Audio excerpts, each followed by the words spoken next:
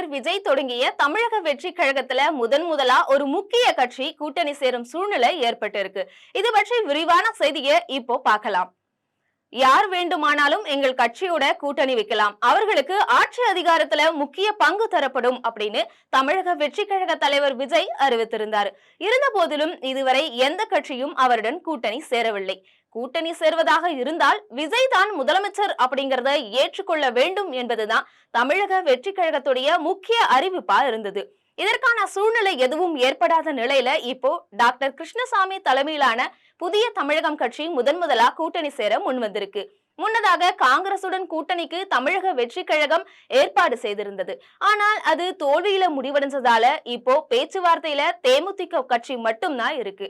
அவர்களும் திமுக பக்கமா அல்லது தமிழக வெற்றி கழகம் பக்கமா அப்படின்னு இருதலை கொள்ளியாக இருக்கிறார்கள். இந்த நிலையில புதிய தமிழகம் கட்சி தலைவர் டாக்டர் கிருஷ்ணசாமி பேசும்போது, தமிழகத்துல திராவிடம் நிலைத்து நிற்கும் என்பதற்கு எந்தவித உத்தரவாதமும் இல்லை. எங்களை பொறுத்தவரை கள நிலவரத்துக்கு தக்கபடி கூட்டணி அமைப்போம். நாங்கள் மிகவும் மனம் திறந்து இருக்கிறோம். தமிழக கூட்டணி ஆட்சிதான் அமைய வேண்டும். தமிழக வெற்றி கழக தலைவர் விஜய் இதனை முன்னெடுத்தால் நாங்கள் கூட்டணி வைத்து பரிசீலனை செய்வோம். வருகிற ஜனவரி மாதம் 7ஆம் தேதி மதுரையில புதிய தமிழகம் கட்சி மாநில மாநாடு நடைபெறுகிறது. இந்த மாநாட்டுக்கு பிறகு எங்களோட முடிவுகளை தெரிவிப்போம் அப்படின்னு சொல்லியிருக்காரு.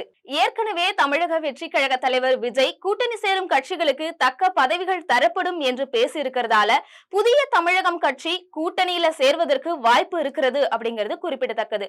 அதே சமயம் புதிய தமிழகம் கட்சியை பொறுத்த வரைக்கும் தமிழ்நாட்டில் உள்ள பெரும்பாலான கட்சிகளுடன் ஏற்கனவே கூட்டணி வைத்து ஏராளமான தோல்விகளை சந்திச்சிருக்கிறது அப்படிங்கிறது குறிப்பிடத்தக்கது.